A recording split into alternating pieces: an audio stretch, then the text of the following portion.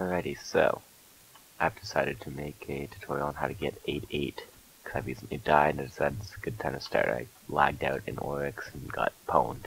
So anyways, I had some equipment backed up here, so you don't need to be this awesome with your equipment, but you really should get yourself to at least, T8 weapon, T8 armor, maybe T2 or 3 death ring, and T3 or 4 ability, which I can find on my way with this gear, but you should really start with. And you can get that from just asking around. Like I usually drop those once I'm like decently maxed, like once I get 2 of 8. So basically at the start you should really just be trolling the noob lands and get yourself up to level 20. Quests help because they make you level up faster.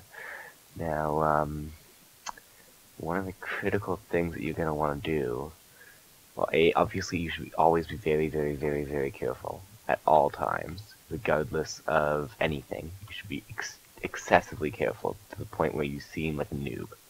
Okay? If you can't get the armor and the weapons and gear and such, I don't know what to tell you. Just you should be able to get that gear. On top of that, I'd very highly recommend ranged classes, especially if you're a noob. Priest is probably the best bet because that way you can heal yourself very easily and very powerfully. After that, I'd say Necromancer is the best bet because they actually have decent DPS and they can farm the Godlands pretty much indefinitely. If you're going for fame farming, don't kill the cubes, but I'm not fame farming. You may as well do at least one pirate cave, that way eventually you can get the fame bonus for having done every single dungeon.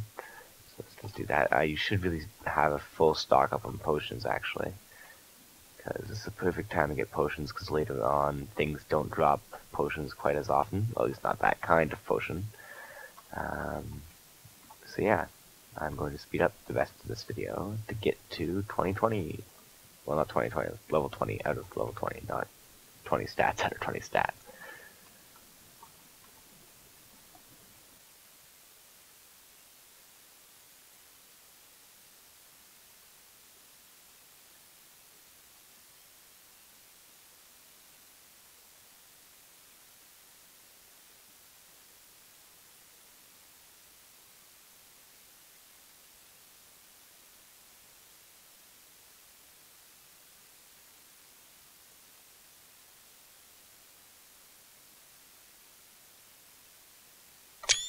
Alright, so as I finish off my leveling here, I want to just mention a few things about what you should and shouldn't do while you level.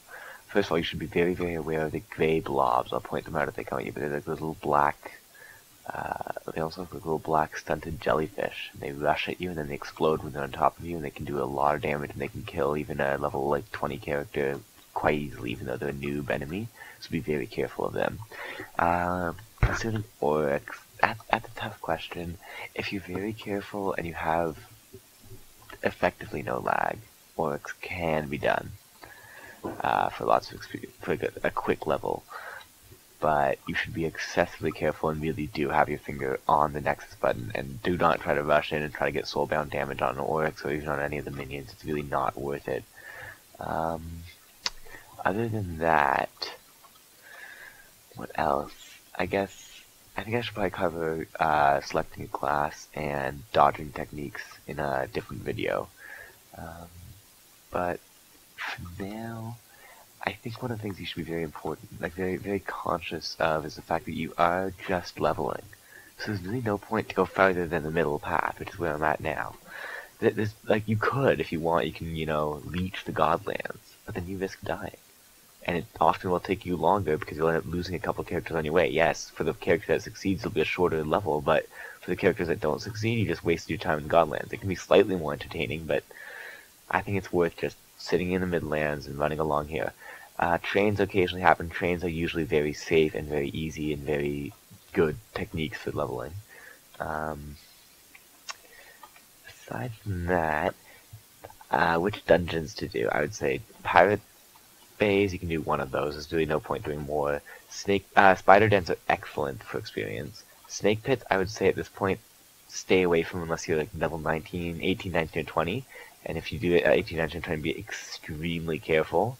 but it can, you know, give you a couple speed pots to help you on your way later, because that's the next step, is to farm your speeds out of snake pits. So you do want to get used to them a bit. But yeah, just staying on this middle path. It's not the inner path, it's the middle path, I think. Pretty sure. So, Dwarf Kings give a lot of experience. Green Drakes and Shambling Sledgers give a ton of experience. So yeah, these guys here, you want them. They're very good. Look at that. So now I'm level 20. Now, your Fame Bar will unlikely be full like this, it's just because I've already gotten all 5 class quests with Necromancer. So now comes the part where you need to determine, you know, what your role is. Okay, this is the rolling part. So you're going to want to Nexus or head to the beach. Just I like to Nexus because it's safe. You may as well head to your vault where it's safe. And in your vault, as you're in here, you are going to type /tell Mr. Eyeball stats. So he's going to say, you're level 20, 0 of 8 Necromancer, has HP -5, ouch, MP plus 14, that's good, attack plus 2.5, that's good, def 0, it's always going to be 0, so don't worry about that, speed plus 3, that's good, dex plus 0.5, that's good, vitality minus 1.5 doesn't matter because you're a Necromancer, Necromancers don't give a tiny rat's ass about vitality. You can use page up to look at it again if it goes away, and wisdom plus 0.5 is decent. So I think this is a decent roll. I mean, the HP -5 is not ideal, but it's not enough for me to toss this one because I got the beautiful MP plus 14, and they're very close. I mean, 1 HP pot will fix that, so that's good. So I think I'm going to keep this roll. Now, once you've decided to keep your roll, that's when you know, if you're going to buy a backpack, you use the backpack. If you're going to buy colors, you use the colors. So I always wear the exact same colors. I'm going to go in here to see, you know, if they have them. I always use the same, because I'm the only Necromancer that uses these colors, at least according to Velmai. So I usually use a futuristic cloth on the top, so this guy here. And I usually use, well,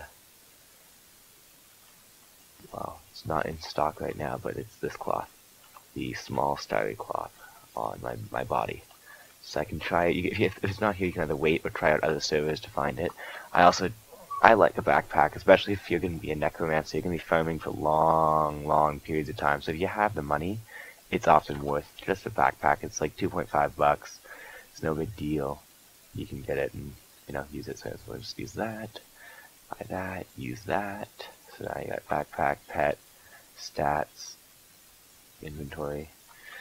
So yeah, at this point, you have done the first step. Next step is to start maxing.